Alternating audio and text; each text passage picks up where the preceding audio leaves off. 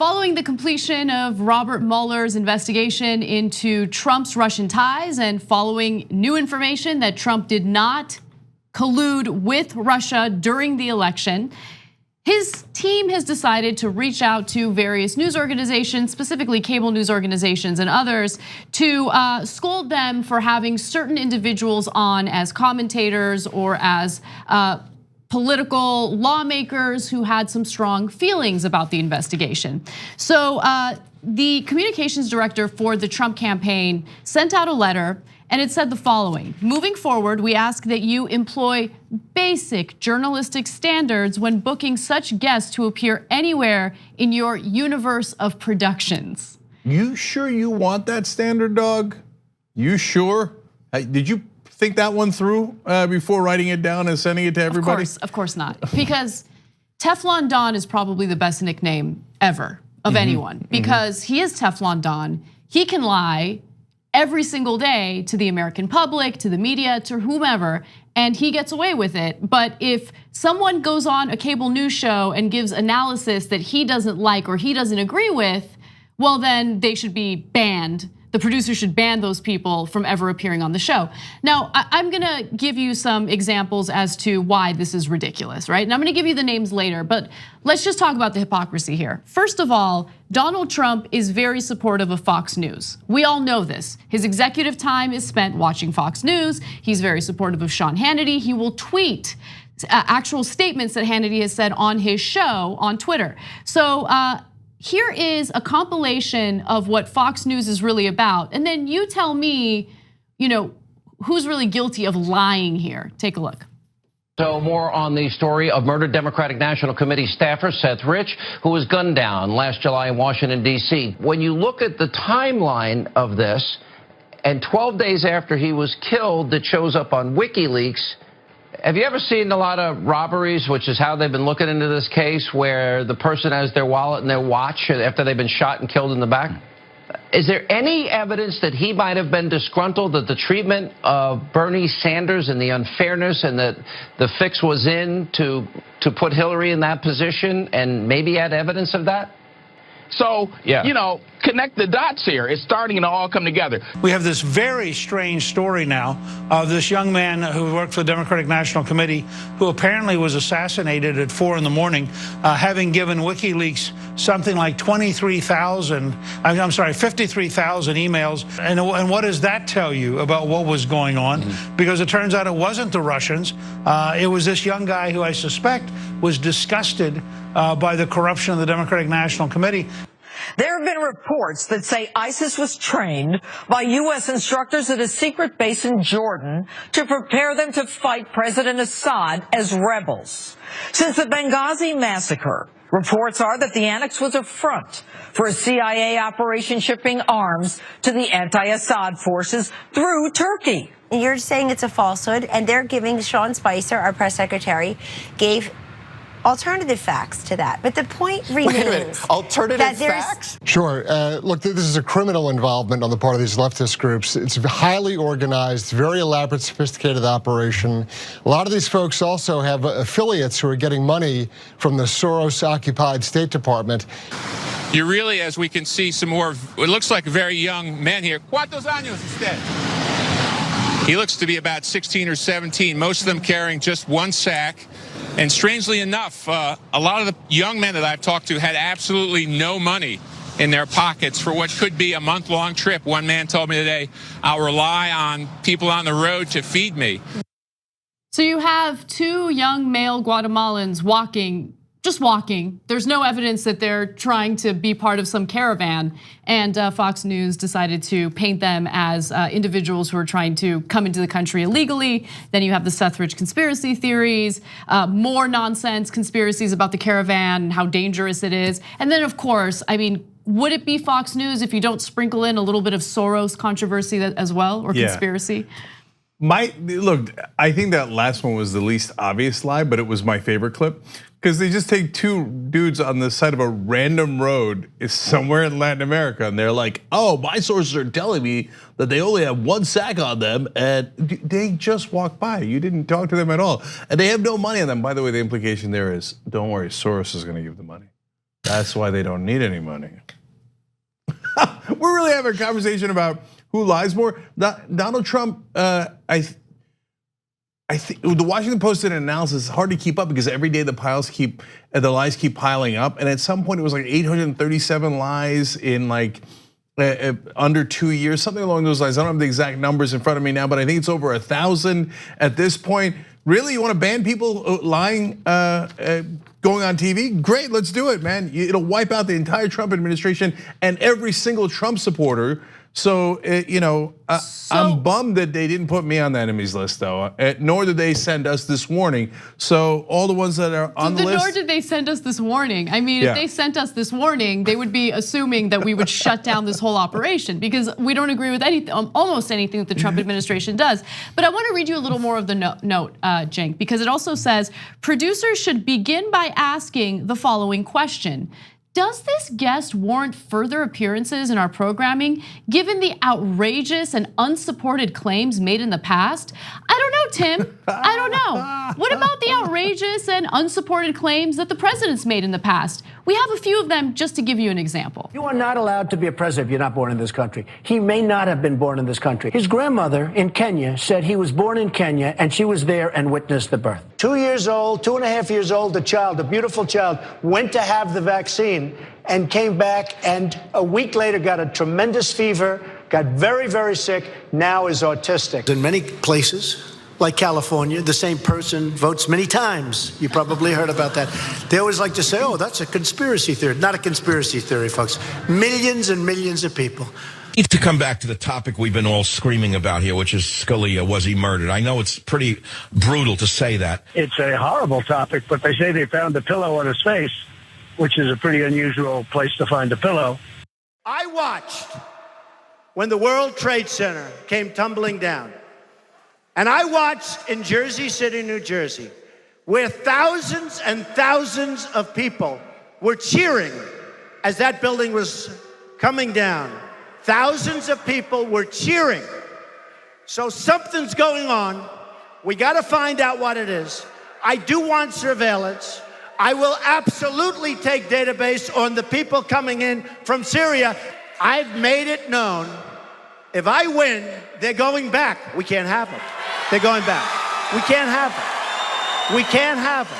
A heavy Arab population that were cheering as the buildings came down. His father was with Lee Harvey Oswald prior to Oswald being, shot. I mean, the whole thing is ridiculous. What is this right prior to his being shot? And nobody even brings it up. Okay. Wow. We're having a conversation about people who should be banned from TV for lying. Is that the conversation we're having?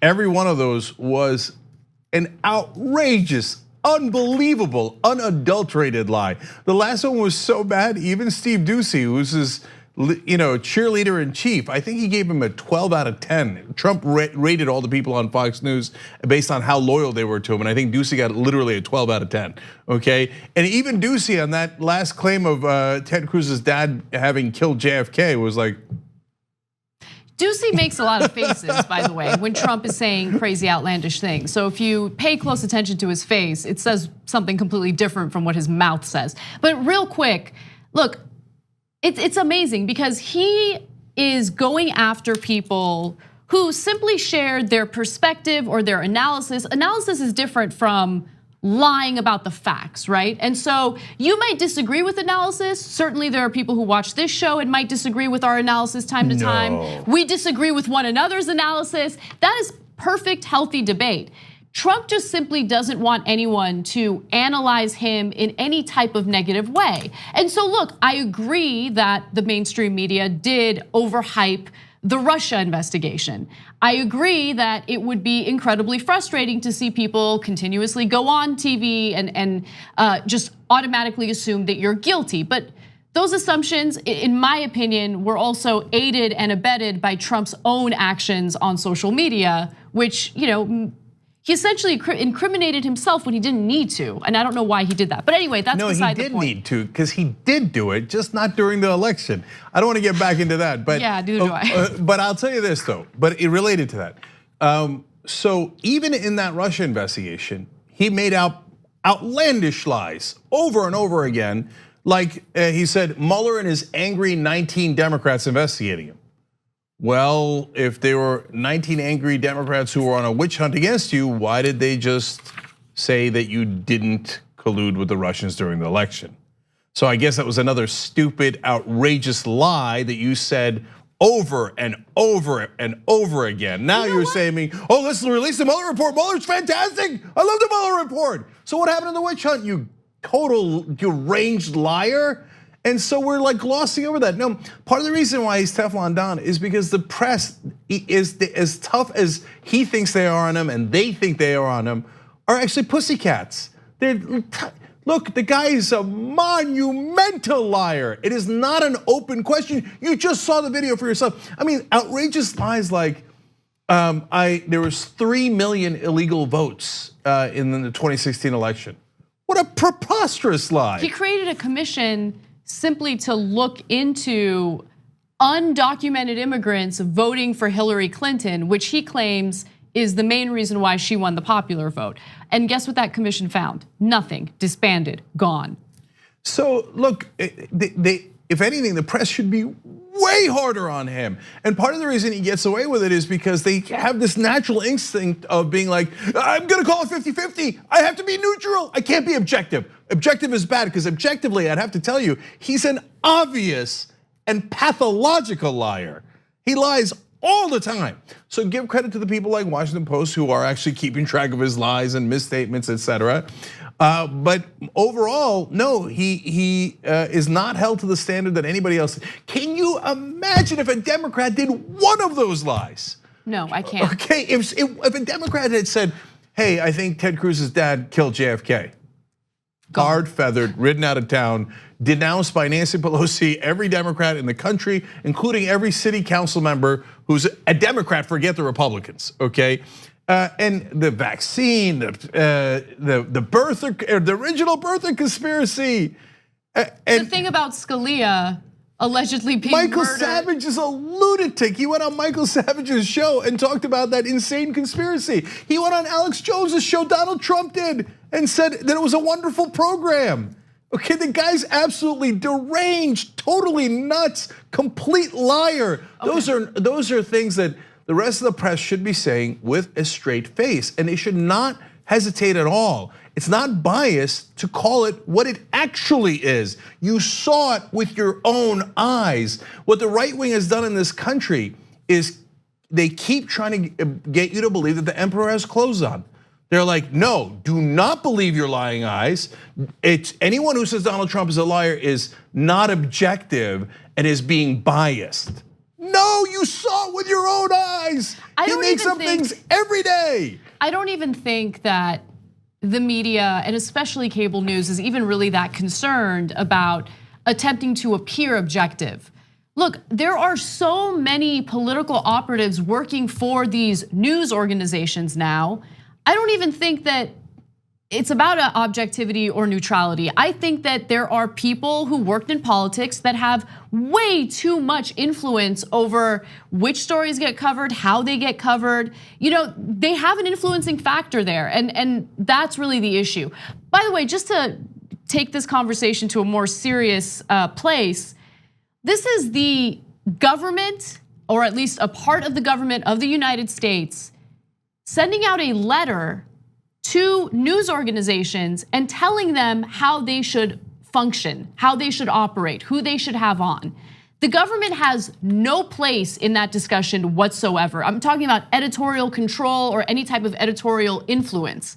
So where are all those free speech warriors? Why aren't they fighting for all of these people who were listed in the letter? So that includes Senator Richard Blumenthal from Connecticut, Representative Jerry Nadler. Gee, I wonder why Jerry Nadler was on the list. He's the chair of the House Judiciary Committee, who's also investigating Donald Trump. Democratic National Committee Chairman Tom Perez, John Brennan, who's the former CIA director, Representative Adam Schiff, Representative Eric Swalwell, and Swalwell actually released a statement about this saying, if he thinks I've made a false statement, he can sue me and I'll beat him in court. First of all, cable news guys that got these requests should make a list of all of the proven liars in the Trump administration and send it back to the White House and say, if you want us to ban people who are liars, these are the list of people from your administration that have clearly told lies on our air and will never ever be allowed on our air again.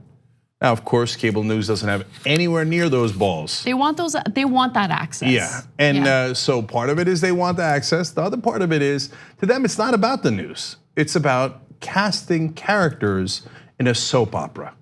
So as long as there's drama and you have one side fighting the other side, who cares what the objective truth is? Hey, we're all getting ratings. This is all a lot of fun. So as Les Moonves said on CBS, Trump might be bad for the country, but he's good for ratings. And as Nancy Pelosi said when putting aside impeachment, Trump might be bad for the country, but he does help us raise a lot of money for the Democratic Party. So the people in power love this soap opera. It's the rest of us that are paying the price. And there's one other casualty here, and that's the truth. So it is preposterous that Trump administration would ever send a list of people that should be banned on TV for lying. Is the single most ironic thing that has ever happened. And the rest of the news organizations should be fighting back super aggressively today. But instead, as usual, they are cowering and casting their new set of characters that will defend Trump even more. The TYT Plus app is now available on iOS and Android. Download to get more TYT content at tyt.com/app.